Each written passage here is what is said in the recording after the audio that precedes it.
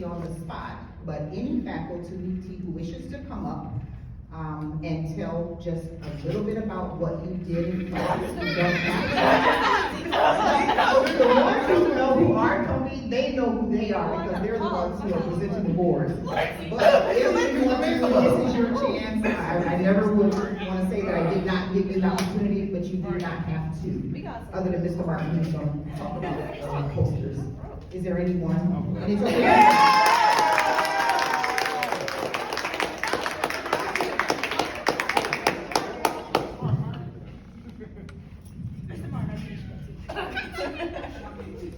All right, so I'm Mr. Lindsay. I do all the math, and so we did math today.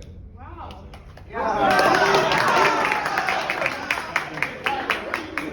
All right, so this was a good summer. So this summer our theme was the mental math, and we did analysis and then applying quantitative reasoning to everyday practical skills.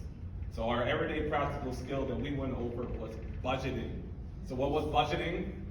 Way to save your money. Well, it's a tool to save money, but it helps us keep track of our expenses. So we did a couple things, like we had scenarios where we had a salary. Was our base salary always what our take home? No. So we learned about income calculators, so we could figure out all the taxes that were taken out and what we actually had to work with each month. All the students did excellent. They did a good job. They stuck with it. We even got to go and buy houses. Well, not buy houses, but we got to go rent apartments and buy a car. So that's all.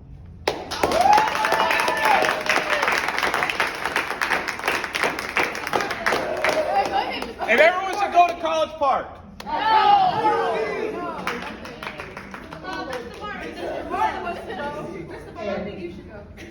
And I just need to say this, because he came up here and told you all about all the fun stuff, but I walked in and out of his classroom a few times, and let me just tell you something that he left out. I didn't understand none of what was written on that chalkboard and on that whiteboard. I literally was like, okay, what is this?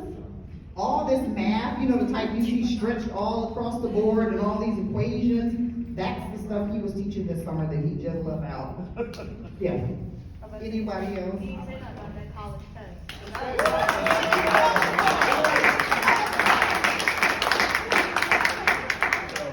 I'm Mr. Schmoffitz. I'm an English teacher. Me and Mr. Gray work together on what we call historical literacy. Well, we taught students good research skills, good skills to research, and then writing a research question and writing a succinct and effective claim statement, because that's hard to narrow down on. So we helped you with how to do lateral reading, which is something Mr. Gray introduced, which is new to me. And it helps to improve your research so you're not wasting so much time researching, so you can get effective research, and it's something you're going to need to do. We're going to continue with it in the fall and continue with the claim statements and see where we can go from there.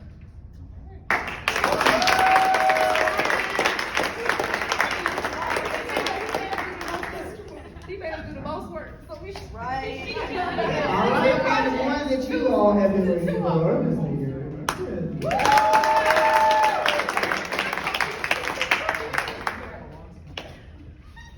Mr. Martin. Just like how you forced us with the projects. Stand up. Nia, come here. Kayla, come here. We gonna say stand up. Okay. You gonna help me out. All right, so we got Akila, that's physics. Let's see. Now Malia already came up, so I need. Yeah, that's right. Shorty D, let's go. You're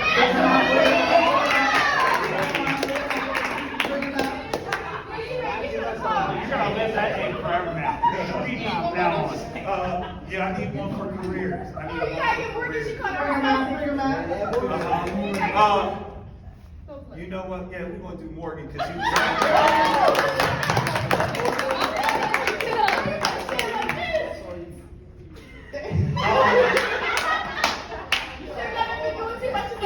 So, here at CCBC Upward Bound, I hold multiple roles. I'm the science teacher. I'm also deal with career awareness. So, Des is a rising 10th grader who's going to walk you through what she did for her 10th grade project. Go ahead, Des. Use the microphone.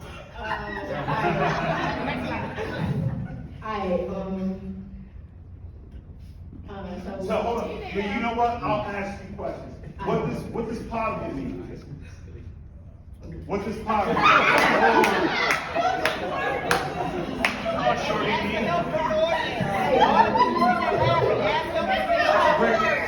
Braylon, what does potable mean? Drinkable. Oh, yeah. So, why were we talking about potable water? What did we do in class? Oh, so basically what we did, we got some dirty water and we tried to make us drink it when we fixed it, whatever. So basically what we did was we kind of had to put a lot of stuff in it to make it drinkable. So, And alright, so they had this dirty water, tried to make it drinkable. Is your water ready to be, are you ready to drink it? Is there still some more stuff we need to do? I ain't drinking it. So, what happened is they were given charcoal, they were given gravel, they didn't have the charcoal. Yeah. They wanted charcoal. They were given funnels, sand, rocks, all kinds of things to get this stuff out of the water. And did your color change? It was dark black initially. What color was it at the end? It was like pee. So, I didn't know pea was a color, but okay. What color? It was like yellow. Okay. Akila, that was the 10th grade project. They had to take dirty water and make it clean.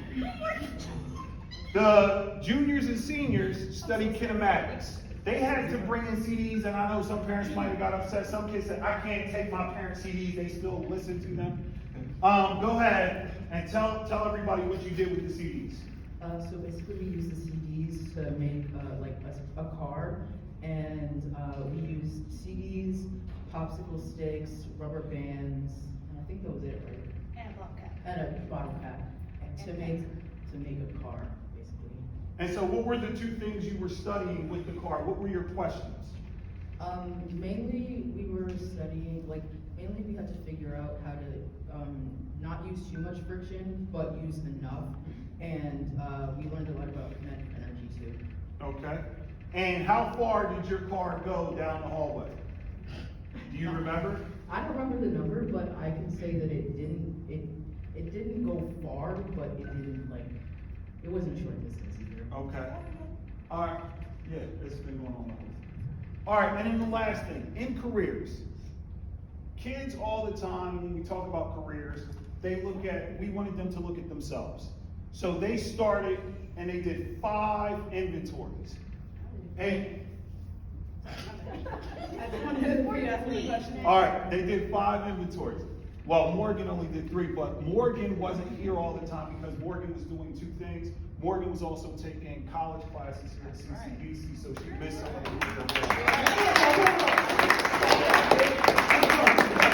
So, Morgan, what Shrek character were you? I was the Shrek. You were Shrek. And what characteristics did you have in common with Shrek?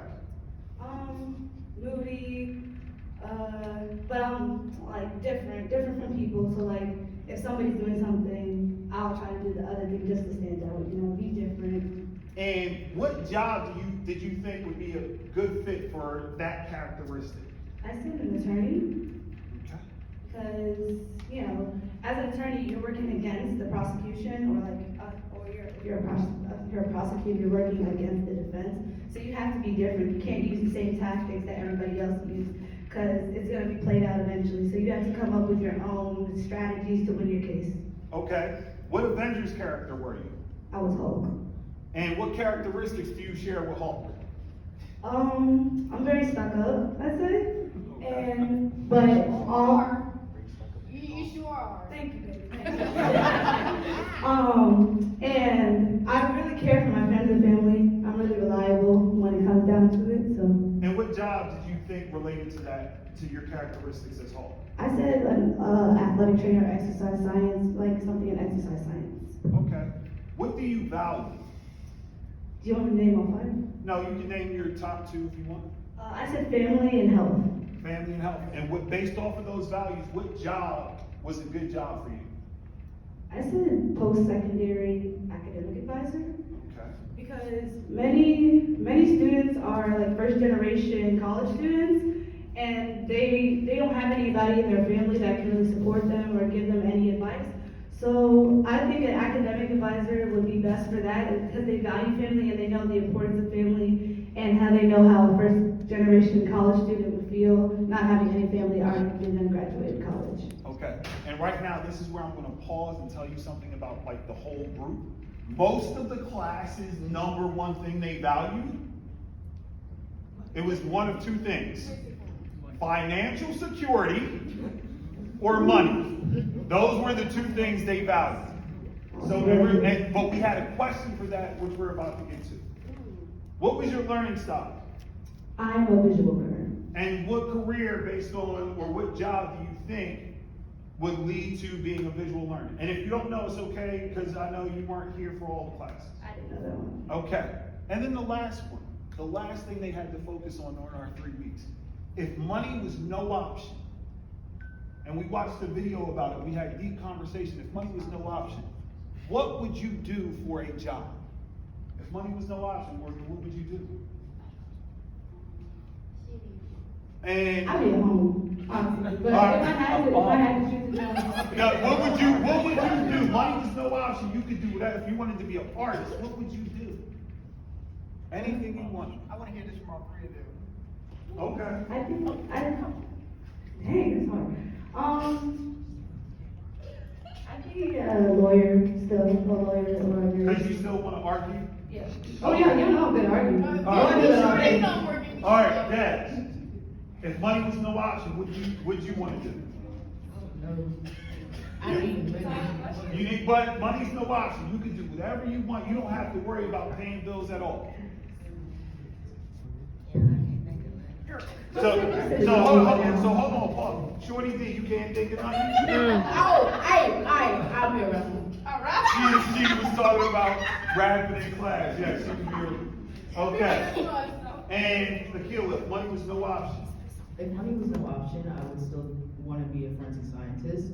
I would probably spend most of my time at home though. And so, as you look, it was a bunch of different things they had to look at, and then they had to come up with this career cluster. We're not finished. As you walk through, you'll see what they did in the posters. You'll get a chance to see that. We're not finished. This is just the beginning. We have a lot more inventories to do, so they can focus in and see what career cluster works best for them.